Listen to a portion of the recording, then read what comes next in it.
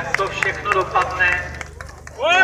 Určitě vepředu je Petr Byčiště, je tam Kamil Holán, Johan Fredericks, ale to se celé zamíchá tím dalším ostým kolem. Máme zkušenost, že ty první 2-3 kola bývají v podání jezdců nesmírně rychlá, většinou se do toho zahryznou v té druhé kvalifikační jízdě. Hned od začátku, hned zo stran, hned prostě na tvrdo, nové čerstvé gumy, akorát dobře nahřáté, prostě podle místa, které si jízdy, tak do určité míry samozřejmě pomáhá.